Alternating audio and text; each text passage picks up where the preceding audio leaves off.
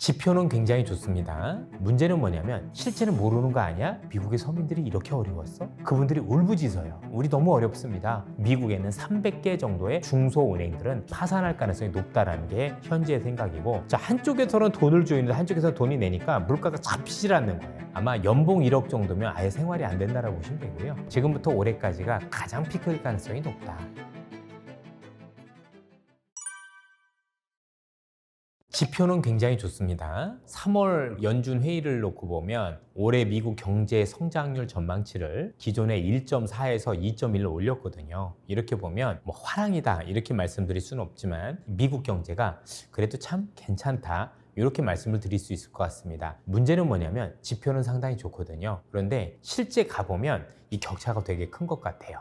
그래도 조금 우리가 흔히 빈부의 격차 얘기를 많이 하는데 미국의 서민 기준으로 놓고 보면 생활이 굉장히 어려워진 걸 볼 수가 있는데 미국 임금 많이 오르지 않았느냐? 임금이 올랐는데 임금보다 물가가 더 올랐어요. 제가 그렇잖아도 2월 말에서 3월 초까지 요것 때문에 미국에 열흘 동안 다녀왔었고요. 그래서 현지 점검을 통해서 현재 물가 상황이라든가 아니면 이런 것들을 많이 점검을 해봤었는데 의외로 자영업자 아니면 중소제조 그다음에 일반적인 어떤 일반 서민들, 대기업을 제외한 서민들 같은 경우는 정말 울부짖을 정도로 경제가 어렵다는 얘기를 많이 말씀을 하시더라고요. 그래서 우리가 지표로 보는 것과 실제 서민들이 느끼는 것 많이 달랐다라는 게 미국 경제의 모습이지 않나라는 생각이 들고, 아마 이 정도 금리에서는 시간이 흐를수록 조금 더 고통을 받는 사람들이 많아질 가능성이 높겠습니다. 아시다시피 서민일수록 어려울수록 빚이 많을 수도 있잖아요. 그런데 현재 미국이 기준금리가 저 정도 금리면 사실 서민들 입장에서 훨씬 더 고통스럽다고 봐야 될 것 같아요. 참고로 이 금리가 오름에도 불구하고 대기업들은 또 미국에 있는 초인류 기업들 같은 경우는 현금이 많기 때문에 빚 부담이 없거든요. 그래서 전체적으로 현재 느끼는 경제 지표 또는 금리와 관련해서 일반적인 서민과 대기업이 느끼는 이 체감 온도는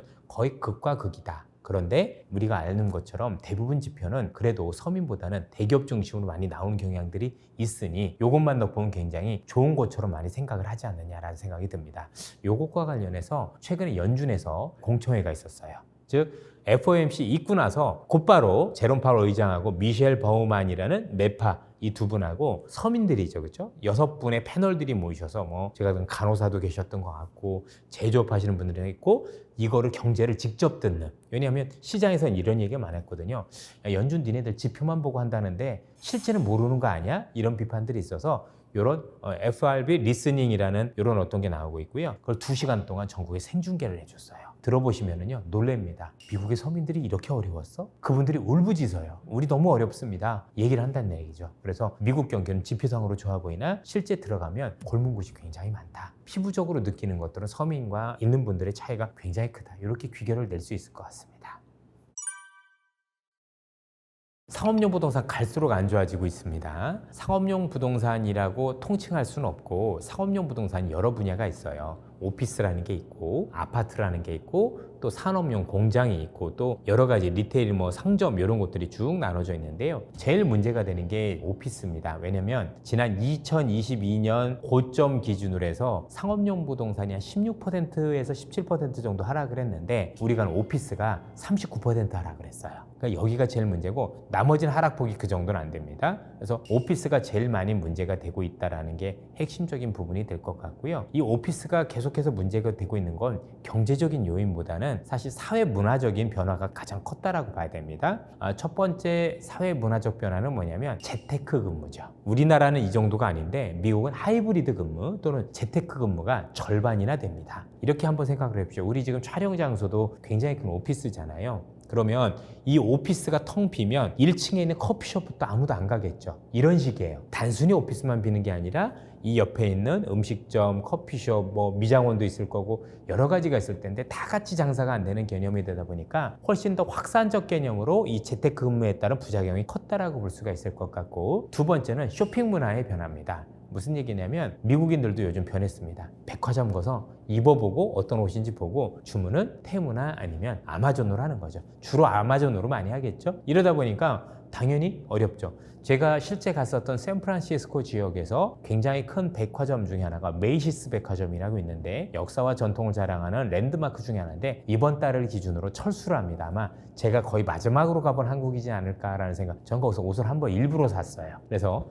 기념으로 뭐 그렇게 한번 사봤는데 그럴 정도로 오프라인 매장들이 굉장히 황폐화되고 있는 게 있었고요. 또 하나는 좀도둑들입니다. 미국의 경제가 어렵다 보니까 생각보다 상점들의 좀도둑들 뭐 크게 훔쳐가는 건 아닌데 몇 개씩 훔쳐가는 사람들이 너무 많다라는 거죠. 근데 이게 이 좀도둑들이 그런 정도 되면 사실 그 업장은요 사실은 적자가 날 수밖에 없어요. 유지하기가 어렵겠죠. 이래서 철수하는 경우들도 지역별로는 확실히 나타나고 있다라고 보여집니다. 특히 제일 중요한 게 이 상업용 부동산은 대부분이 대출을 통해서 많이 이루어지는데 그 대출이 5년 다 이내예요. 주택담보대출은 30년 만기 고정금리가 많은데 이 상업용 부동산은 5년 이내에 변동금리가 많습니다. 그래서 최근에 미국이 올렸던 이 고금리에 가장 취약하고 특히 올해 내년에 요 만기가 많이 들어와요. 돈을 빌린 거. 그래서 올해 이게 차환 발행이 가능하느냐 여부가 굉장히 중요해서 연준이 하반기에 금리를 그래도 내려주면 그 피해는 덜할 건데 만약에 이게 어려워지면 미국에는 300개 정도의 중소은행들은 파산할 가능성이 높다는 게 현재의 생각이고 기본적으로 미국의 상업용 부동산은 73%를 미국의 아주 소형은행들이 들고 있습니다. 그래서 소형은행 아니면 생명보험사 이런 애들이 많이 들고 있어서 미국의 중소은행들의 피바람이 한 번 더 불어닥칠 개연성이 꽤 크지 않을까라고 생각을 하고 이런 관점에서 놓고 보면 사실 연준이 또는 미국 정부가 이를 좀 방지하기 위한 또는 피해를 최소화하기 위한 사실 방법 중에 하나는 그래도 금리를 좀 내려주는 거다. 그래서 차원 발행이 좀 원활하게 해주거나 거기에 대한 부담을 완화시켜주는 게 위험을 최소화할 수 있는 게 아니냐라고 말씀드릴 수 있을 것 같고요. 다만 이런 어떤 상업용 부동산이 일회성으로 끝나지 않고 앞으로도 시간을 두고 굉장히 많은 문제를 일으킬 거라고 생각을 하는데 이 자체가 중소은행에서 우리가 하는 초대형 은행으로 위기가 번지는 시스템 위기나 금융위기로의 발전 가능성은 매우 낮다라고 생각을 합니다. 이미 많이 분리가 돼 있다라고 생각을 하고 모든 위기는 항상 제일 클 때는 이게 판단이 잘 안 설 때 또는 이 위험이 측정이 안 될 때 문제가 되는데 이 상업용보다는 정확하게 얼마 어디서 뭘 터질지 다 알아요. 그래서 대비가 가능하다는 점에서 위기는 맞으나 이게 우리가 생각하는 위기 정도로 번질 가능성은 낮다라고 생각을 해야 될 것 같습니다. 그리고 만약에 올해 금리가 내려진다면 저는 미국의 상업용 부동산이 올해가 바닥일 가능성이 높다라고 생각을 해요. 왜냐하면 최근에 뉴스들을 많이 보시면 미국에서 재택근무를 줄이는 기업들이 많아지는 거 혹시 뉴스를 많이 보셨나요? 다 불러드리고 있죠. 야, 니네 이제 집에서 근무할 거면 오지 마 해가지고 하는 기업들이 정말 많이 늘어나고 있어요. 이렇다는 얘기는 우리가 기존에 봤던 것보다 재택근무자들이 줄어드는 추세가 왔다라고 생각을 하고 그럼 또다시 빌딩이 필요한 거잖아요. 그렇게 본다면 사실상 현재 상업용 부동산 위기는 지금부터 올해까지가 가장 피크일 가능성이 높다. 그리고 그 피크도 혹시 금리가 내려진다면 우리가 생각하는 것보다 피해가 덜할 수도 있겠다. 이렇게 말씀드리고 싶어요. 오히려 저는 이렇게 생각을 해요. 완전히 상업용보다 치명타만 아니면 일정 부분 시장에 부정적인 영향을 주는 게 제가 볼 땐 더 자양분이 될 수 있어요. 왜냐하면 그로 인해서 금리가 더 내려갈 수도 있거든요. 그렇게 되면 시장의 유동성이 쓰러질 수도 있고 이게 만약에 중소은행들이 몇 개가 파산을 하고 그러면서 연준이 이걸 막기 위해서 금리를 좀 내려주면 이 중소은행들은 결국 대형은행들한테 인수합병되면서 구조조정될 거거든요. 그래서 큰 문제를 일으키지는 않는데 반면 금리는 많이 내려왔으니까 시장의 유동성이 되면서 단기적으로 이로 인한 조정 가능성이 있겠지만 되려 그것 때문에 전 시장이 더 크게 위로 솟을 수 있는 힘을 비축할 수 있는 기회다라고 생각이 듭니다. 아주 심각한 상황이고요. 제가 샌프란시스코를 자주 가요. 뭐 하루 이틀 간 게 아니라 코로나 전에도 계속 다녔었고 코로나 이후 처음 갔는데 그때 한 2, 3년 전 대비해서 거의 2배 가까이 물가가 오른 것 같아요. 정말 많이 올랐거든요. 정말 웬만큼 벌어서는 쓰기 어려울 정도. 이게 지역마다 다르고 그래서 뭐 일반화시킬 수는 없는데 어차피 캘리포니아가 조금 비쌌던 동네인데 아마 연봉 1억 정도면 아예 생활이 안 된다라고 보시면 되고요. 샌프란시스코 지역 같은 경우 연봉 2억 정도도 보조금을 받을 수 있다고 하더라고요. 그럴 정도? 아시는 분은 아시겠지만 방 한 칸, 원룸 조그만 게 월세가 500에서 600이에요, 기본. 그러면 그것만 가지고도 1년에 한 6, 7천만 원씩 내는 거잖아요. 방값 하나만, 딱 하나만. 두세 개가 아닙니다, 절대로. 그런 정도니까 나머지는 얘기할 필요도 없고 저희도 음식 먹는데도 너무 비싸가지고 뭐 셋이 스테이크 조금 먹는데 막 50만 원씩 나오고 뭐 이렇거든요. 물론 이제 저희들이 좋은 집 가고 이런 건 아니었는데도 그런 정도니까 생각보다 물가가 비싸구나. 거기다 팁이 20%가 있지 않습니까? 개인들 같은 경우는 사실 도해지에서 생활하기는 정말 어렵다. 이렇게 보셔야 될 것 같고 이게 모든 물가가 다 올랐기 때문에 미국 서민분들이 느끼는 이 체감 물가는 생각보다 더 많이 심각할 거예요. 그러니까 연봉 1억이 의미가 별로 없어요. 거기서 트럭 운전하신 분들 연봉 1억 5천 정도 되거든요. 그러면 대충 알만하잖아요. 그죠? 그래서 그분들도 되게 힘듦을 되게 많이 하고 그러니까 같이 벌어야 되겠죠. 뭐. 그죠? 트럭 운전하신 분들 뭐 둘이 같이 한다든가 뭐 이렇게 해야 어느 정도 생활이 되지 그 정도 가지고 우리가 생각하는 여유로운 생활을 즐기기 어려운 것 같아요. 다만 똑같은 연봉을 가지고 또 내륙을 가려면 또 다르다고 하더라고요. 내륙 쪽 뭐 뉴멕시코나 아니면 그쪽으로 들어가면 좀 여유로운 생활을 할 수 있다라고 해서 지역별로 많이 다른데 전반적으로 놓고 보면 물가가 너무 올라서 고통받는 건 사실은 다 마찬가지라고 보여지고 바이든은 정책이 실패한 게 맞아요. 왜냐하면 이분이 긴축하지는 않았고 연준이 긴축을 한 거죠. 연준이 물가를 잡기 위해서 긴축했는데 이분은 돈을 풀었잖아요. 재정정책. 그게 IRA법이라는 거죠. 자, 한쪽에서는 돈을 주는데 한쪽에서 돈이 내니까 물가가 잡히질 않는 거예요. 차라리 물가 한번 잡을 때 한 번에 확 잡고 경제가 조금 어려워도 그러면 물가가 급등하는 거 막을 수도 있고 피해를 최소화할 수 있는데 이건 정말 역대급 이런 정도예요. 그래서 지금 미국에서 뭐 트럼프를 썩 좋아하는 것도 아니지만 바이든에 대한 그 어떤 그 지지도 꼭 바이든에 대한 지지가 높다라고 얘기하긴 그래요. 제가 볼 때 트럼프가 싫어서 이렇게 하는 거지 바이든 좋아하는 사람 별로 없습니다. 제가 볼 때도 역대급으로 정책 실패자 중에 하나라고 생각을 합니다. 이 쉽지 않은 그런 것 같아요. 예. 아직까지는 사람이 굉장히 부족한 상황이고 현재 1인당 구직률을 보면 1.4개 일자리가 있어요. 그러니까 전반적으로 놓고 보면 여전히 사람은 부족한데 근데 요거는 이제 지역마다 또 이런 거 많이 다른 것 같은 게 최근에 이제 제가 미국 갔었을 때도 그렇고 최근에 데이터들을 보면 그 일자리 중에서 임시직으로 있는 분들의 일자리가 많이 없어지면서 일단 길거리로 내몰리고 있다는 얘기들이 조금씩 나오고 있는 것 같고 요 고금리 때문에 기업들이 채용을 꺼리면서 조금씩 실업자들이 늘어나고 있다는 얘기들이 나오고 있는 것 같아요. 그래서 전반적으로 놓고 보면 고용 상황이 그동안 너무 뜨거웠는데 서서히 좀 식어가고 있는 조짐들이 나타나고 있다라고 현지에서도 나오고 있고 또 데이터를 통해서도 확인이 되고 있고 그러면 이제 많은 분들이 이렇게 물어보세요. 야, 너희들은 불과 얼마 전까지 사람이 그렇게 부족하다라고 얘기해놓고 갑자기 이게 무슨 소리냐? 그게 이민자 때문이에요. 미국에서 이민자가 올해만 몇백만 명이 들어왔는데 역사상 최대 규모예요. 엄청나게 멕시코 장벽 이런 데를 사람이 들어오다 보니까 어떻겠어요? 그만큼 사람 부족이 이제 많이 해결이 됐겠죠. 그렇죠? 전반적으로 이런 영향들이 있었다고 보시면 되겠습니다. 어쨌든 고용 시장은 조금씩 식어가고 있는 것 같다. 이렇게 보셔도 되겠습니다.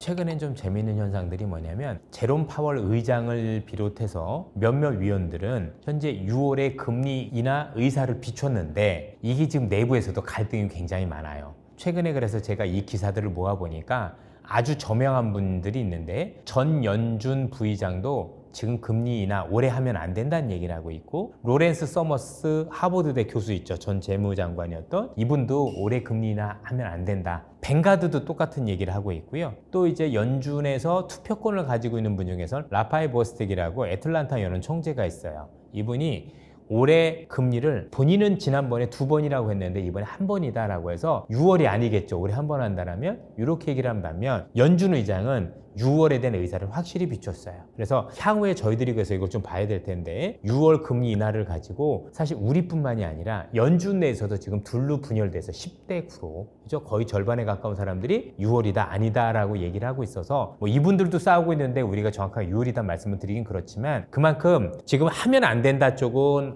어디에 포커스를 두냐면 금리를 잘못 내리면 물가가 재발할 수 있어 라고 포커싱을 두는 거고요. 6월에 내리자고는 조금 뭐냐면 그동안의 긴축이 과잉 긴축이었어. 그래서 이대로 가다간 실기하면 이에 따른 부작용으로 더 큰 건 일일 수 있다라는 이런 어떤 의견들을 가지고 대립을 하는 거예요. 중요한 건 불과 얼마 전까지 이런 대립이 없었는데 드디어 대립이 됐다는 거 우리 입장에서는 나쁠 게 없죠. 그동안은 대부분 안 내리는 쪽이었는데 이제는 내리는 쪽으로 대립이 되고 있는 거잖아요. 그죠? 그렇게 보면 뭐 늦어도 7월 이내는 될 거라고 생각을 하고 있고 현재 이 추세대로 간다면 일단 파월 의장은 6월에 하고 싶어 해요. 그런데 이제 여러 의견들 그래서 특히 아마 연준 위원들이 되게 발언을 많이 하더라고요. 이걸 통해서 어떻게 갈라졌는지 우리 한번 확인할 필요가 있어요. 저는 6월 가능성을 높게 보고 있습니다. 물론 지표를 좀 봐야 되겠지만 연준에서도 지금 고민하는 건 뭐냐면 횟수를 떠나서 사실 6, 7월이 아니라 그 뒤로 갈수록 정치적인 이슈에 휘말릴 수 있어요. 보통 이제 원래 금리라는 게 인하할 때는 선제적으로 인하를 해야 되거든요. 뭔가 위기가 오거나 아니면 경제가 안 좋아질 때 닥쳐서 하면 피해가 너무 크기 때문에 왜 우리도 병도 예방하면 좋잖아요. 그럼 훨씬 더 나은 것처럼 미리 예방 차원에서는 그 6, 7월이 맞고요. 또 하나는 그때 한 번을 해놓으면 나중에 뒤에 정책을 쓰기가 되게 편해요.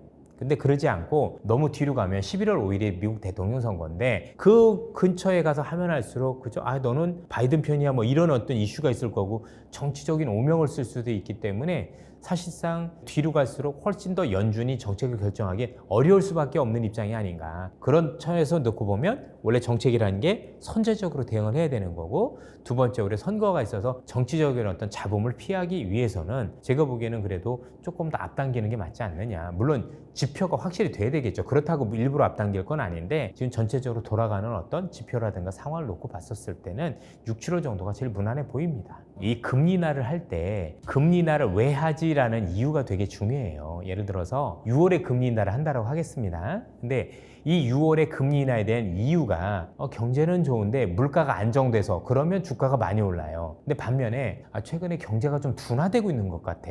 경제가 생각보다 좀 빨리 어려워져서라면 일시적으로 조정이 제법 올 수 있어요. 분명한 건 금리를 내릴 때는 그만한 이유가 있을 텐데 이게 물가 이슈인지 아니면 경기 이슈인지 꼭 보셔야 돼요. 그렇죠? 포커스가 어디다 두느냐. 경제가 더 빨리 둔화될 것 같아서 라고 하면 1차 조정 요인이에요. 근데 사야 될 조정은 맞긴 한데 어쨌든 조정은 조정인 거니까. 근데 그게 아니라 경제는 견조한데 여전히 그냥 물가만 내려갔어. 그러면 조정이 오더라도 그렇게 크진 않아요. 그 앞쪽에 뭔가 포커스가 맞춰질 것 같은 느낌이 들긴 하는데 우리가 그 당시에 요게 금리를 내리는 요인이 뭐냐에 따라서 사실 시장의 반응이 달라질 거다. 이런 정도로 말씀드릴 수 있을 것 같습니다.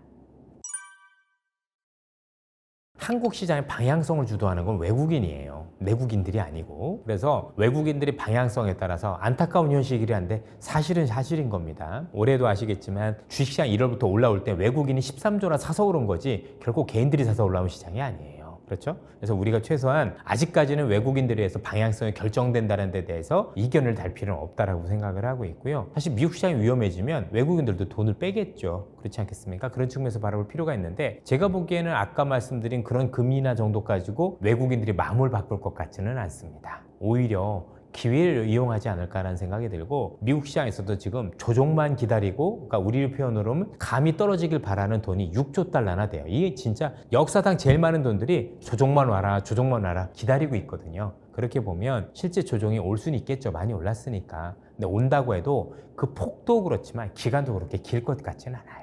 지금 미국이 취하고 있는 미중 간의 갈등으로 인해서 지금 미국이 제조업을 키우려는 그런 어떤 정책들을 많이 쓰고 있는데 거기에 대한 수혜가 대부분 한국이었잖아요. 아마 그래서 배터리도 되게 좋았었던 거고 IRA법을 통해서 여러 가지 산업과 관련해서 미중 간의 갈등 때문에 우리의 경쟁 국가인 중국을 많이 배제해주고 있거든요. 그러면서 우리도 잘하는 건 있지만 우리 기업들이 너무 훌륭하신 것도 맞지만 전체적으로 놓고 보면 어쨌든 간에 미국이 우리 경쟁자를 없애주니 굉장히 좋은 포지션으로 가는 게 맞고 특히 최근에 AI와 관련해서 그 수혜가 한국 기업들한테 있는 건 부인할 수 없는 사실이잖아요. 우리 기대만큼 아니라 그런 것 뿐인 거지 뭐 현재 엔비디아가 뭘 만드니까 하이닉스가 좋아지고 있고 어디가 좋아지고 있고 이런 식으로 TSMC가 더 좋은 게 아쉽긴 하지만 어쨌든 우리 기업 입장에서도 수혜가 있는 건 사실인 거니까 현재 미국의 산업의 변화 그 다음에 앞서 말씀드린 미중 간의 갈등 이런 것들이 아직까지는 독보다는 그래도 조금 더 약이 많지 않았느냐 이렇게 소개를 할 수 있을 것 같습니다. 중국의 소비자 신뢰지수 저희들이 지표를 보니까 거의 역사상 최저치로 떨어진 것 같아요. 니들이 짓기로 했던 집은 다 지어줘야 되는 게 아니냐. 집값도 다 냈는데 그 집이 안 지어진다라면 누가 가만히 있겠습니까? 다 들어 누울 거려? 어느 정도 선까지 가야 되는데 그 선을 넘었고요. 경제 전체는 어마어마한 피해를 가져왔다고 봐야 되겠죠. 상당 기간 어려움을 겪을 수밖에 없다라고 보여집니다.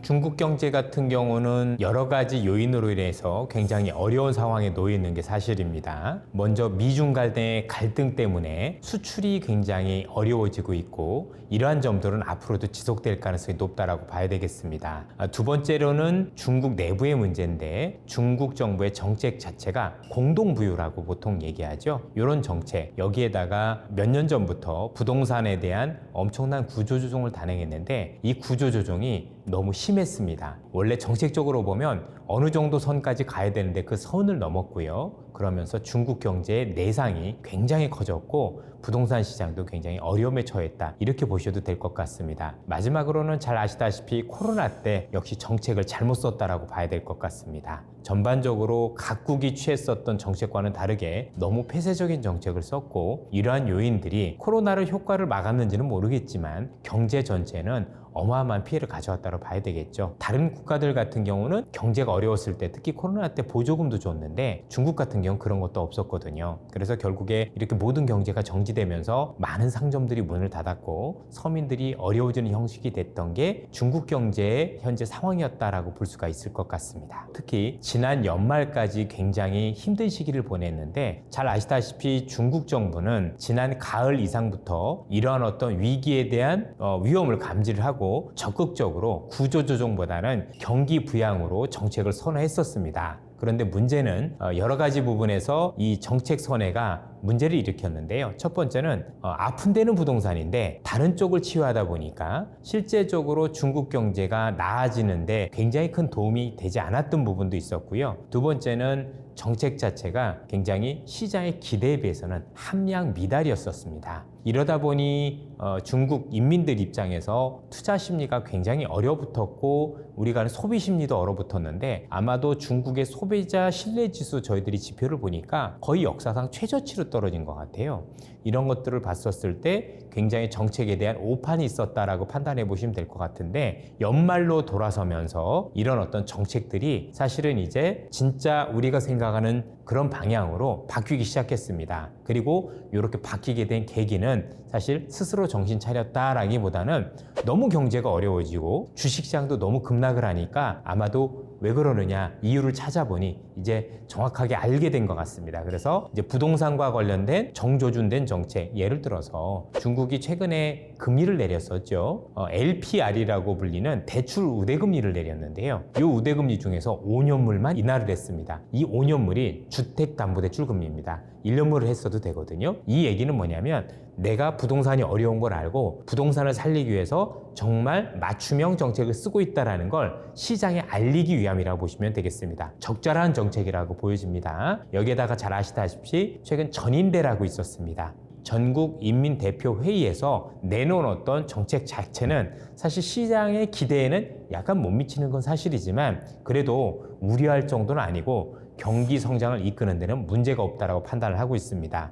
먼저 정책과 관련해서 올해 성장률 목표치가 5%고 신규 취업자 수가 1,200만 명 이상으로 이렇게 제시를 했는데요. 이렇게 되면 지난해하고 별 차이가 없는 거 아니냐 이렇게 생각할 수도 있지만 다른 게 뭐냐면 지난해에는 5%가 달성 목표였었습니다. 그리고 1,200만 명까지 어떻게든 좀 취업자 수를 만들어 봐라는 목표였다면 올해는 중국의 어떤 뉘앙스를 딱 보면 5%가 마지노선입니다. 즉 5% 달성을 위한 목표가 아니라 최하 5%는 돼야 된다라는 목표고요. 1,200만 명 이상인 거니까 1,200만까지가 아니라 그 이상으로 취업자 수를 돼야 되는 거죠. 그래서 올해는 지난해보다는 성장률 측면에서 나아질 가능성이 높고 따라서 현재 경제 수준은 바닥 수준에서 올라오고 있다라고 판단을 하고 있습니다. 여기에 당연히 중국 정부가 이제 부채를 통원해서 돈을 쓰겠죠. 보통 이제 우리가 GDP 대비 재정 적자라고 하는데 이거를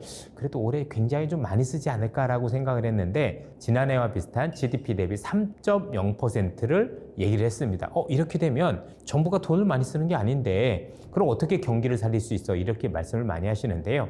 여기에 중국 정부의 고민이 있었습니다. 무슨 말씀이냐면 중국 정부가 최근 시달리고 있는 것 중에 하나가 여러분들 지난 연말 기억하시는지 모르겠지만 무디스가 중국 정부의 신용등급 전망을 내렸습니다. 신용등급을 내린 게 아니라 신용등급 전망을 내렸습니다. 그 이유는 중국 정부가 지방 정부를 도와주기 위해서 부채를 동원했기 때문이죠. 그로 인해서 지방 정부는 문제가 없어졌지만 지방 정부가 가지고 있던 부채가 정부로 이전이 되면서 중국 정부의 부채가 늘어났다라고 보시면 되겠죠. 그러면 중국 정부 입장에선 부채를 더 늘리지 않고 돈을 쓰는 방법이 없을까라고 고민했을 거고요. 그래서 제가 생각할 때는 생각보다 어마어마한 재정부양책을 쓰지 못하지 않았느냐. 그럼 뭘 썼는데 특별국채라는 걸 발행합니다. 아마 아시겠지만 우선 GDP 대비 3%에 달하는 재정적자를 한 것도 대단한데 거기에 올해 1조 위안의 특별국채를 발행을 하고 지방국채도 상당 부분 3.9조 위안인가 발행을 합니다. 여기서 제가 특별자를 붙였습니다. 이 특별자를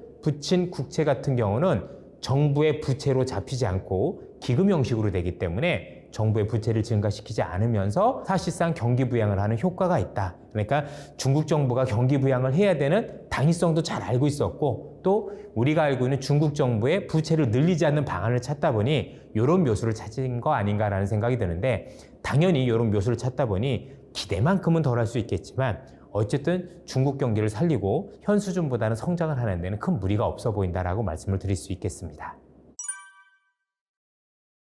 중국 같은 경우는 잘 아시겠지만 기본적으로 신규 주택과 관련된 분양이나 매매가 거의 전무하다시피 한다라고 봐야 되겠죠. 그만큼 집이 남아돌고 있다 이렇게 판단을 해보셔도 될 것 같은데요. 그럼에도 지금 중국 정부에서 추진하고 있는 건 뭐냐면 중국은 선 분양이거든요. 먼저 분양을 받고 돈을 먼저 다 냅니다. 그러니까 돈 낸 사람들 입장에서는 그 집이 지어지지 않으면 정말 많은 문제가 생기겠죠. 그래서 중국 정부가 이 헝다라든가 아니면 비구이안 같은 이런 기업들과 관련해서 전체적으로 구조조정을 단행을 하고 있지만 이 기업들을 파산시키지 않은 게 니들이 짓기로 했던 집은 다 지어줘야 되는 게 아니냐 생각을 해보세요. 만약에 현 상황에서 내가 집과 관련해서 집값도 다 냈는데 그 집이 안 지어진다라면 누가 가만히 있겠습니까? 다 들어 누울 거려? 그렇죠? 정부에 대해서 불만이 굉장히 커질 거고 이게 사회 문제화 되는 것뿐만이 아니라 중국 정부에 대한 어떤 불만 그 다음에 우리가 정치적으로 굉장히 큰 문제를 야기할 수밖에 없다라고 판단이 돼요. 그래서 일단 부동산도 안 좋아요. 굉장히 안 좋고 그 다음에 매매도 안 되고 그리고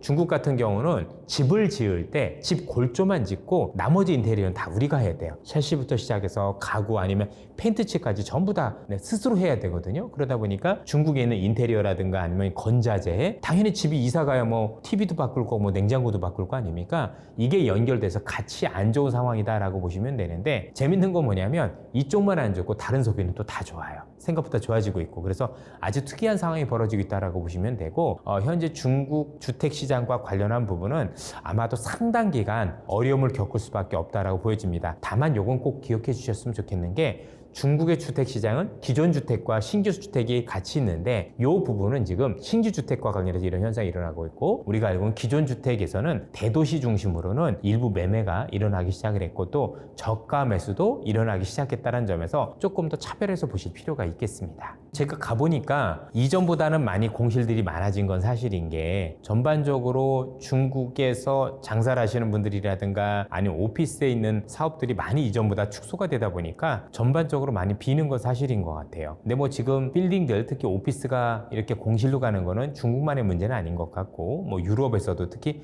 미국은 더 심각한 모습을 많이 보이고 있죠. 여러 가지 이게 경제가 안 좋은 것도 있겠지만 문화적인 요인들도 많이 작용하는 점들도 있을 거고 그래서 뭐 한 가지만 아닌 것 같고 어쨌든 전체적으로는 좋은 모습은 아닌 것 같다. 그런데 그것도 바닥은 찍어가는 것 같다라고 현지에서도 생각들 하고 있는 것 같습니다. 중국은 사실 되게 재밌는 국가인 게 보통 이제 칠링허우, 빠링허우라고 부르는 칠링허우가 70년대생, 빠링허우가 80년대생들인데 이때부터 한자녀 정책을 실시를 했어요. 한자녀 정책이 되다 보니까 자녀는 한자녀니까 이렇게 한번 생각을 해보시죠. 지금 내가 있는데 제가 한 20대라고 가정을 해볼게요. 20대면 아까 칠링허우라는 사람들이 70년생인 거니까 지금 50이 넘었잖아요. 그러면 70년대생 기준으로 보면 엄마도 아빠도 외동아들, 외동딸이에요. 거기서 난 자녀는 사실은 양쪽 집안에서 한 명이거든요. 그럼 생각을 해보시면 얼마나 귀하게 자랐을까요? 그렇죠? 그래서 얘네들 샤오왕띠 또는 이제 소왕제 이렇게도 부르기도 하는데 그러다 보니까 이 친구들한테 들어가는 돈이 천문학적이죠. 우리도 그렇지만 애 키우는 게 중국은 한국보다 더 들어가요.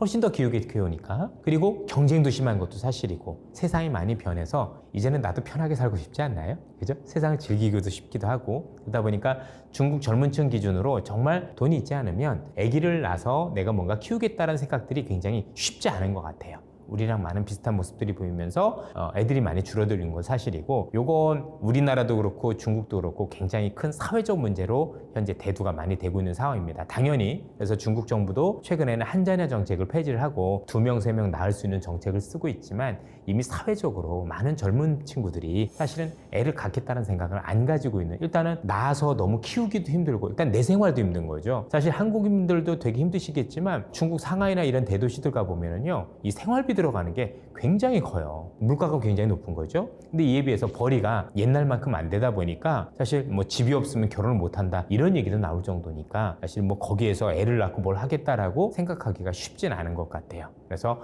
향후에 한국과 마찬가지로 중국도 인구가 줄어드는 문제에 대해서 굉장히 경각심을 가질 것 같고 결국 이게 국가적으로 향후의 성장 문제하고 연결되는 부분이 있으니까 뭐 향후 정책들을 통해서 뭐 출산 장려 정책을 많이 쓸 것 같은데 뭐 결론은 어떻게 될지 봐야 되겠죠. 우리나라도 그렇고 중국도 그렇고 결국 우리 젊은 친구들이 정말 내가 애를 낳고 이 친구들을 키워서 정말 잘 해봐야지 이런 생각이 들게 만들어야 되는 거잖아요. 근데 그런 게 안 된다라면 아무리 정부가 걱정한다고 해도 누가 나서겠습니까? 그래서 그런 적절한 정책들이 나오는지 젊은 친구들이 정말 애를 낳으려고 하는지 그건 추후에 좀 지켜봐야 되겠습니다. 하여튼 사회 문제가 되는 건 확실해 보입니다. 이게 좀 미스매칭인 것 같아요. 우리나라도 그렇지만 우리 청년들이 좋아하는 일자리들이 따로 있잖아요. 예를 들어서 무슨 뭐 체육시설 아니면 여가 그렇죠? 이런 서비스업과 관련된 부분들 그 다음에 교육과 관련된 이런 일자리들 이런 것들이 굉장히 우리 젊은 분들이 가고 싶은 일자리인데 중국 정부가 그 규제를 되게 많이 했어요. 학원도 다 없애버린다던가 아니면 체육과 관련 서비스와 관련된 부분들도 굉장히 제약을 코로나 이후로 되게 많이 했거든요. 그러다 보니까 실제 대학교를 나왔어도 나는 이 업종에 가고 싶은데 그쪽에 일자리는 아예 없는 거예요. 그럼 이제 중국 정부가 내세우고 있는 게 뭐냐? 농촌으로 가라고 얘기를 많이 하고 있어요. 그런데 저도 농촌에서 자랐지만 사실 서울에서 살다가 농촌으로 가는 게 쉬운 일이 오히려 아니죠. 벌이부터 시작하고 답답한 것도 있을 거고 그래서 뭔가 정책적으로 볼 때 약간 중국 정부가 정책을 좀 오판하고 있는 거 아닌가라는 생각을 지울 수 없는 것 같고요. 그래서 지금 젊은 친구들이 나오면 일자리가 아예 없는 건 아닌데 우리가 생각하는 일자리는 확실히 아니에요. 당연히 중국에서도 대학 나오고 우수한 친구들 있으면 거기에 걸맞는 일자리가 있어야 되는데 거기에 걸맞는 일자리는 굉장히 부족하다. 그런데 이제 허드렛이라는 좀 우리가 흔히 얘기하는 좀 어려운 일들 이런 건 많은 건데 그거는 사실은 이 친구들이 가진 않을 거 아닙니까? 그러다 보니까 실업률이 굉장히 심각한 상황이다라고 보시면 될 것 같고 이 문제가 그렇게 쉽게 해결될 것 같지는 않은 게 결국 정부가 나서서 앞서 말씀드렸던 우리 젊은 친구들이 굉장히 선호하는 일자리를 좀 많이 늘려주기도 하고 그리고 동시에 향후에 중국 성장이 할 수 있는 그런 일자리를 관해서 많은 대우가 있어야 되는데 왜 그런 정책을 쓰는지 잘 모르겠습니다. 그래서 현재 젊은 친구들 중심으로 굉장히 일자리 문제가 심각한 건 사실이고 아마 아시는 분은 아시겠지만 제가 북경대학교에서 강의도 하고 있거든요. 그래서 북경 학생들을 직접 가르치는 입장에서도 놓고 보면 이런 고민들을 제가 많이 듣습니다.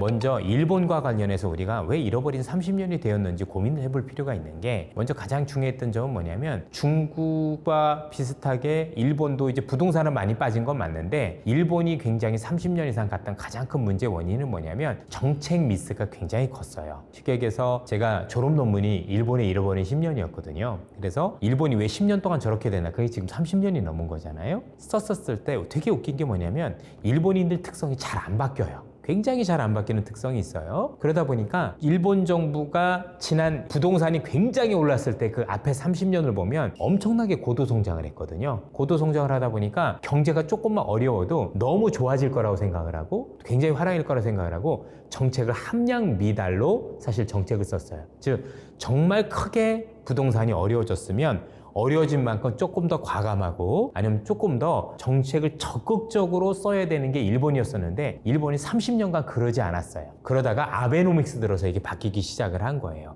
그래서 일본은 정책과 관련해서 함량 미달 또 잘못된 정책이 가장 큰 원인이었다. 이걸 증거로 댈 수 있는 게 뭐냐면 아마 여러분들 지금 파월 의장 전에 있었던 벤 버냉키 연준 의장 기억하실 겁니다. 이분의 논문이 그 주제였었어요. 일본이 왜 잃어버린 10년, 20년 갔을까? 결국에 이렇게 안 되기 위해서는 정책을 훨씬 더 신속하고 보다 적극적으로 써야 된다는 논문을 냈고요. 이 논문을 바탕으로 2008년 금융위기 때, 우리가 서브프라임 위기 때 훨씬 더 적극적이고 강한 정책을 썼던 게 사례가 됐었습니다. 그래서 일본은 정책 실기가 가장 큰 문제였다. 그럼 중국 같은 경우는 일단 부동산이 안 좋은 거는 공통분모라고 치고, 현재 앞서도 조금 말씀을 드렸지만 이제 정신을 차리고 부동산과 관련한 정책을 적극적으로 쓰기 시작을 했어요. 최소한 중국은 일본과 같이 뭔가 잘 안 바뀌는 이런 성격은 아닌 것 같아요. 그래서 중국이 지금 현재 1인 체제인데, 시진핑 주석 1인 체제인데, 이런 상황에서 만약에 정부가 일사불란하게 정책을 강하게 쓰면 사실은 생각보다 빨리 회복이 될 수도 있습니다. 물론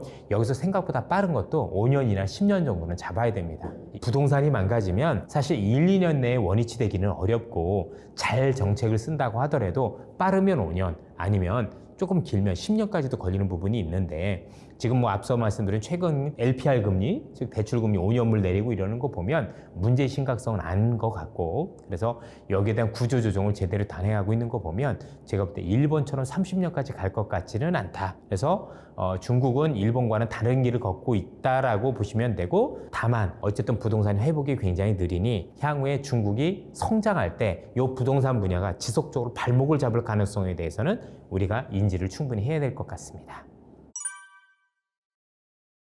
이게 중국의 특성인데요. 테무라든가 이런 데 보니까 얘네들이 이제 공동구매를 시작을 했다가 요 사업 비즈니스로 발전을 했더라고요. 그래서 일단은 이 테무나 요 기업들이 되게 무서운 거, 일단은 첫 번째가 가격이 굉장히 중요한데요. 모든 쇼핑은 가격을 이길 수 없어요. 우리나라가 아니라 그 어떤 기업도 초저가로 밀고 나오면 그거는 필패입니다. 그 기업이 무조건 이길 수밖에 없어요. 왜? 똑같은 건데 저기가 훨씬 싸면, 조금도 아니고 많이 싸면, 한번 기억을 해보시면요, 옛날에 재래시장이 있었는데 그 재래시장들이 이마트 이런 데가 나왔었을 때 많은 타격을 받았을 거예요. 일단 가격이 쌌고 편리했고 이런 것들이 있었겠죠. 그리고 그 이마트가 쿠팡이라든가 또 이런데 온라인 쇼핑몰이 무너졌잖아요. 왜냐면 훨씬 더 가격이 싸고 편리했기 때문이겠죠. 마찬가지입니다. 그런 똑같은 걸 가지고 얘들이 들고 나왔는데, 제가 그렇잖아도 어제 테무하고 해보니까 가격이 싼 정도가 아니라 너무하더라고요, 정말.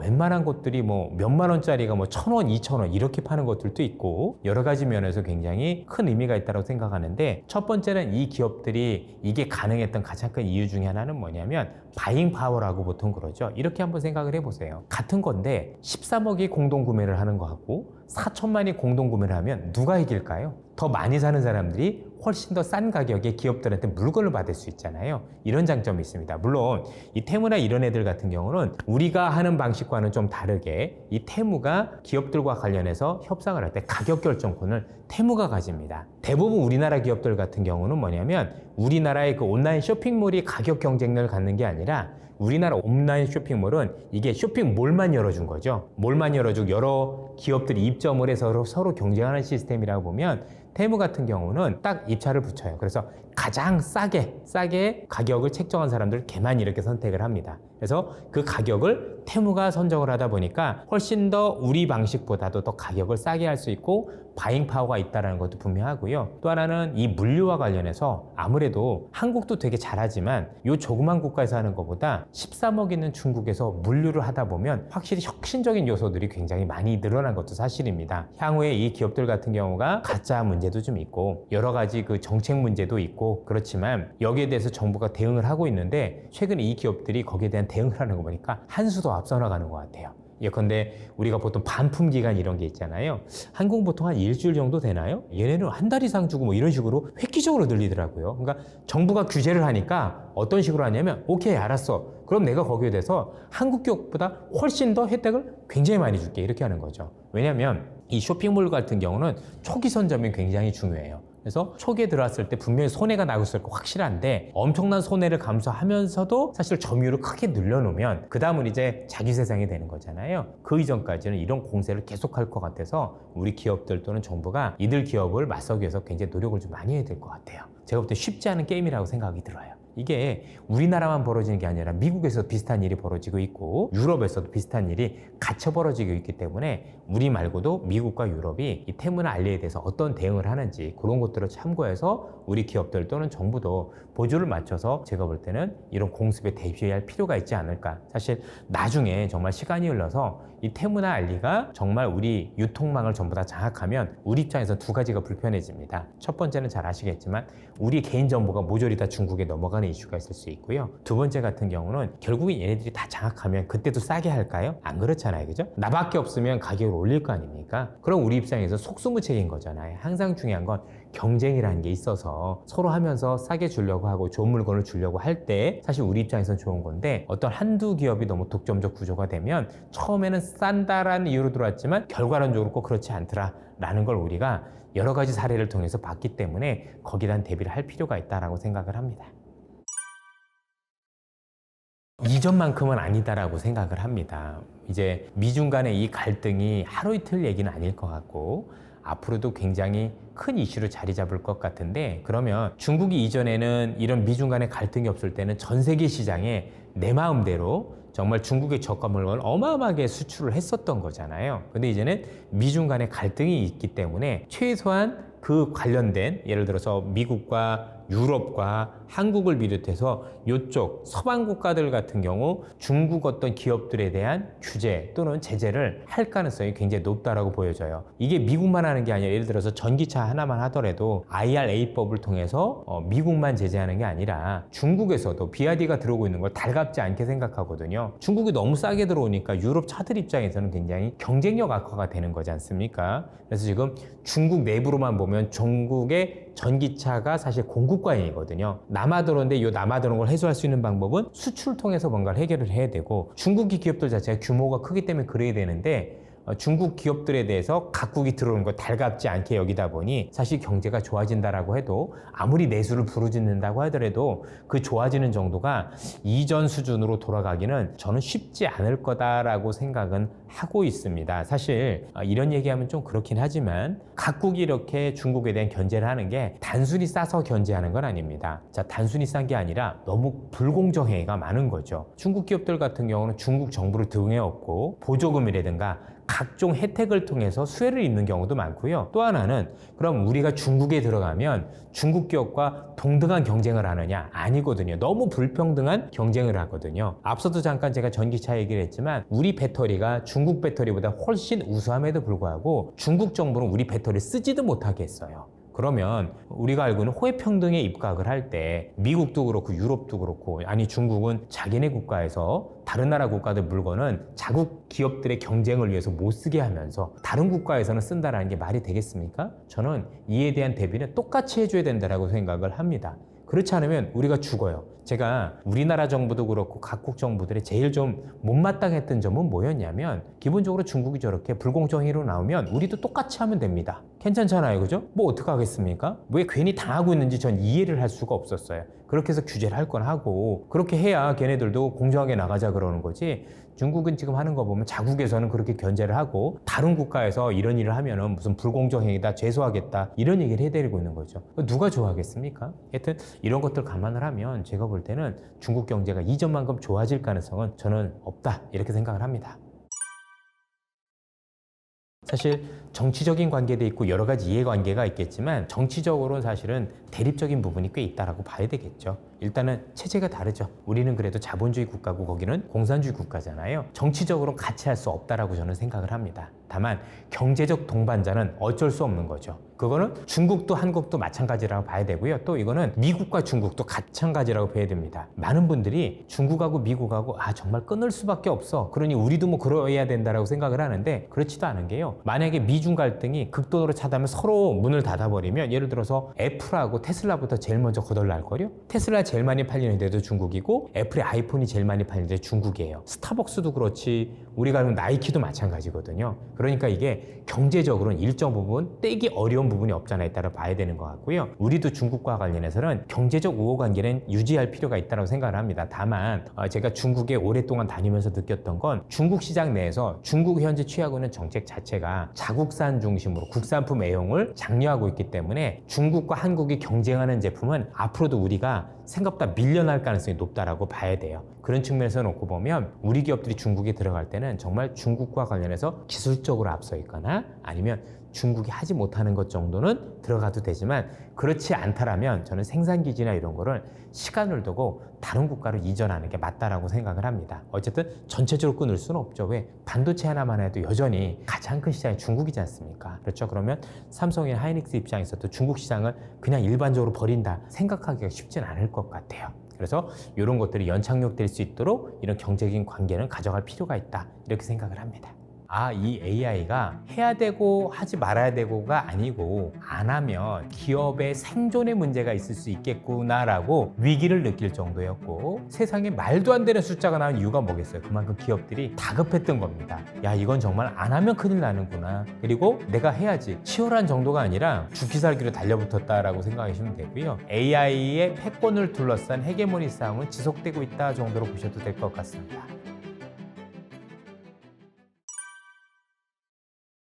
AI라는 게 처음에 나왔었을 때는 뭐 알파고 나왔었을 때처럼 신기하게 여기는 측면으로 가다가 사실 시간이 흐를수록 이 AI의 성능이 개선됐잖아요. 예를 들어서 뭐 GPT 같은 경우도 굉장히 크게 개선이 됐고 이제 시장에서는 가공할 만한 위력을 본 것 같아요. 지금 많은 시청자분들께서 투자자분들께서 아직 직접적으로 요거를 맞이하진 않았죠. 우리가 쓰진 않고 있다 보니까 지금 감이 없는 거지만 글로벌 빅테크 기업들은 어떤 상황이냐면 이 AI가 해야 되고 하지 말아야 되고가 아니고 안 하면 기업의 생존에 문제가 있을 수 있겠구나라고 위기를 느낄 정도였고 그것 때문에 아마도 아시겠지만 지난해 연말부터 시작해서 모든 빅테크 기업들이 어마어마하게 설비 투자를 했죠. 그래서 아마 엔비디아 기준으로 전년 동기 대비 서버 투자가 400%나 증가한 거잖아요. 세상에 말도 안 되는 숫자가 나온 이유가 뭐겠어요? 그만큼 기업들이 다급했던 겁니다. 야, 이건 정말 안 하면 큰일 나는구나. 그리고 내가 해야지. 오죽했으면 최근에 애플이 자기네들 기술이 되게 떨어지니까 구글의 제미나이를 쓰겠다. 사실 애플이 AI 기술이 제일 떨어집니다. 빅테크 기업들 중에서는. 그만큼 게을리했고요. 등한시했던 부분이 없지 않아 있었어요. 그래서 이럴 정도로 서로 간에 뭔가 위기를 느끼고 이러다 보니 엄청난 일들이 벌어지고 있다라고 생각을 하고 있고 이런 일들이 지금이 끝이 아니겠죠. 특히 이제 앞으로 나올 뭐 GPT도 새로운 버전이 나올 거고요.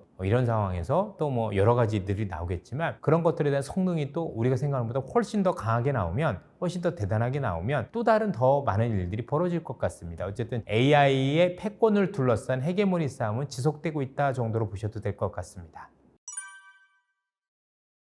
AI가 54조 정도는 투자를 해야 되는 게 지금 미국 같은 경우 한 개 기업이 보통 20조 이상 투자를 해요. 기본적으로. 그러니까 그래봐야 미국의 한두 개 기업 투자하는 거 정도밖에 안 된다. 이렇게 보시면 될 것 같고요. 사우디도 결국 이 AI에 이런 정도를 투자한다라고 보는 건 앞으로 뭔가 산업과 관련해서 이 AI라는 데서 주도권을 뺏기게 되면 사실 AI에 종속될 수 있겠죠. 그렇죠? 그러면 끌려다니는 그래서 아마 AI 주도권을 위한 움직임이지 않느냐라고 생각을 하고 저는 이게 굉장히 중요하다고 보는 게 사우디가 저럴 정도면 다른 국가들은 안 그럴 거냐 이거죠. 그렇죠? 왜냐면 이게 AI가 단순한 AI가 아니라 사실 디지털 관련된 모든 정보를 거기서 독점을 하게 되는 건데 뺏길 수 있는 거거든요. 그래서 아마 각국마다 AI 주권과 관련된 얘기가 나오지 않을까 싶고 그 중에 하나가 저는 사우디가 아닐까라고 생각을 하고 있습니다. 사실 이렇게 한다라고 해서 미국의 빅테크 기업을 이기긴 쉽지 않을 게 결국 AI라는 게 단순히 돈만 투자한다로 되는 게 아니라 많이 써봐야 되잖아요. 생각을 해보시면 누가 사우디 걸 쓰겠어요. 그렇죠? 그래도 우리가 많이 써줘 봐야 이게 더 학습이 되는 건데 그래서 되게 중요한 거거든요. 그럼 이제 우리 같은 경우는 구글을 쓰든가 오픈 AI를 쓰든가 메타를 쓰든가 뭐 잘 알려진 데 걸 쓰지 난 사우디 거 한번 써볼까? 일부러 그러진 않을 거 아니에요. 그런 측면에서 보면 사우디는 자기 나름대로 국가별로 뭔가 AI 주권을 지키기 위해서는 그런 정도지 뭔가 이걸 통해서 패권을 장악하겠다 이런 규모는 아닐 수도 있는 거고 물론 이 기업이 사우디뿐만 아니라 여러 기업들에 투자를 해서 기업들에 투자해서 그 패권과 관련해서 나도 숟가락을 얹겠다 이러면은 그게 가능할 수도 있겠지만 그것도 사실 본인이 최대 주주는 아닌 거니까 그것을 뒤치지 않겠다 정도로 좀 판단을 하고 있습니다. 근데 굉장히 판단은 잘한 것 같아요. 없습니다. 전 세계에서 일단은 서구권 국가에서 미국에 할 수 있는 국가가 전혀 없습니다. 아마 하면 중국이잖아요. 그죠? 중국은 이제 서로 간에 별개 문제니까 그렇지만 미국이 뺏길 가능성은 아예 없습니다. 기술력도 마찬가지고 자금력도 마찬가지고 인프라가 마찬가지입니다. 왜냐면 이게 서버가 있어야 돼요. 그러면 서버를 가진 빅테크 기업이 다 미국에 있지 다른 국가에 있나요? 유럽에도 없고 다른 데도 없고 물론 조그마한 한두 개 기업이 될 수 있지만 전체적인 패권은 여전히 미국이 가져간다고 봐야 될 것 같아요. 미국의 창의력이라고 봐야 되나요? 아마 미국에 다녀오신 분들 알겠지만 미국 서부하고 동부가 보면 되게 이제 분위기가 다른데 뭐 다 그런 건 아니지만 동부 지역은 그래도 뭔가 전통적인 냄새가 조금은 나요. 뭐 예를 들어서 대학을 간다 하면 법대, 경영대 아직도 이런 것들이 좀 마인드가 있다면 서부 캘리포니아는 그냥 오로지 공대입니다. 공과대요. 그래서 이 서부의 상징이 뭐냐면 개척이잖아요. 샌프란시스코 바로 옆에 가면 요세미티 가기 전에 옛날에 미국에 금광이 있어가지고 서부 개척을 했었던 그 역사 이런 게 있고 뭐든지 새로운 어떤 창의적인 생각들 그리고 뭔가 세상을 바꾸려고 하는 그런 어떤 의지들이 거기에 되게 많이 모여 있어요. 이게 교육 시스템하고도 굉장히 전 연관이 있다라고들 많이 알고 있습니다. 사실 우리나라 분들도 굉장히 교육률이 높은데 우리나라 분들 교육률 높은 거에 비해서 그렇게 뭐 창의력이나 그러지는 않잖아요. 그죠? 이런 얘기를 해도 되는지 모르겠지만 우리 성형외과가 보면 너무 기술력은 좋은데 전부 다 자매처럼 생겼잖아요. 다 비슷하게 나오는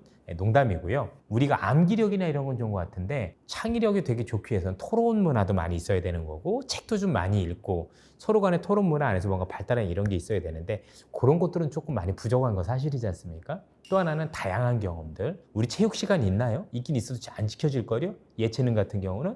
근데 미국 같은 경우는 여전히 그런 게 철저하게 지켜져요. 정말 중고등학교들 들로 산으로 놀러 다니고 학습비 이런 것들 많이 하고 공부량만 보면 우리가 훨씬 더 많겠지만 뭔가 다양한 경험, 그 다음에 창의적인 어떤 부분을 할 수 있는 것들, 그 다음에 도전을 할 수 있는 그런 어떤 사회적 문화 이런 것들이 갖춰지면서 왜냐면 이것만 나온 게 아니라 아이폰이라는 것도 거기서 나왔죠. 그렇죠? 최초 발견 아닐 수 있어도 그 다음에 인터넷도 마찬가지였죠. 잘 보시면 뭔가 세상을 바꾸는 뭔가 IT적인 획기적인 것들은 대부분 미국에서 시작됐다는 공통점들이 있어요. 그렇죠? 이게 우연의 일치겠느냐는 얘기죠. 중국은 그걸 베낀 거에 불과한 거고 우리나라는 그게 나오면 그걸 더 잘 만드는 역할이었던 거지 뭔가 우리가 새롭게 뭔가 창의적으로 이루어진 않았다라는 거죠. 그런 측면에서 놓고 보면 미국의 그 어떤 교육이나 전체적인 사회 시스템적인 부분들이 이런 것들과 관이 연결돼서 사실 이런 문화를 많이 만든 게 아닌가라는 생각이 듭니다. 첸순왕도 외국분이시죠. 뭐 일단 황자 들어가 있잖아요, 그죠? 예. 대만 리사수가 서로 육촌간이잖아요. 서로 친척. 이제 우리로 얘기하면 당고모지 않습니까? 그렇게 되죠. 근데 중요한 건 어디서 태어났다가 중요한 게 아니라 그 사람들이 미국에 일찍 이민 왔기 때문에 어렸을 때 왔다라는 얘기는 미국 시스템에 있었다라는 얘기가 되는 거니까 사실 미국식 교육이 아니었으면 불가능했을 수도 있죠. 치열한 정도가 아니라 거의 죽기 살기로 달려붙었다라고 생각하시면 되고요. 특히 이제 아직은 선두권은 오픈 AI라는 게 확실하고 이제 구글이 추격하고 메타가 추격하는 형태로 되어 있습니다. 각각의 방식이 다른데요. 오픈 AI는 일단 선점의 효과가 있었었죠. 그렇게 이 오픈 AI는 대주주가 마이크로소프트다 보니까 자금력이라든가 또는 우리가 알고 있는 이 서버를 쓸 수 있대 마이크로소프트의 애저를 쓰면서 뭔가 전폭적인 지원을 받는 게 강점이다라고 볼 수 있을 것 같고 특히 이 오픈 AI는 스타트업이잖아요. 스타트업이면 규제가 되게 없어요. 이 대기업이 발전할 때는 조금 규제가 있는데 이런 스타트업들은 규제가 없는데 돈은 마이크로소프트가 되니 아주 금상첨화라고 봐야 되겠죠. 그래서 일단은 강점이 있다고 보셔야 될 것 같고요. 메타 같은 경우는 어떤 강점이 있냐면 자 일단 정면 승부로 오픈 AI를 승부할 수 없다는 거 본인들도 알아요. 그래서 오픈 소스로 해요. 쉽게 얘기하면 오픈 AI는 폐쇄적인데 우리가 알고 있는 이 메타 같은 경우는 라마라는 파운데이션 모델을 통해서 다 오픈했어요. 소스를. 너네들이 다 써봐. 모든 개발자들 다 붙어서 이것 좀 같이 우리 개발하고 뭐하고 서로 쓸 수 있게 대신에 쓰면서 업그레이드 되는 것 메타가 이렇게 공유할 수 있게끔 하는 방식으로 해서 이게 안드로이드가 그렇게 발전했었거든요. 그래서 오픈소스 형식으로 해서 현재 경쟁력을 굉장히 강화하고 있다라고 보시면 되고요.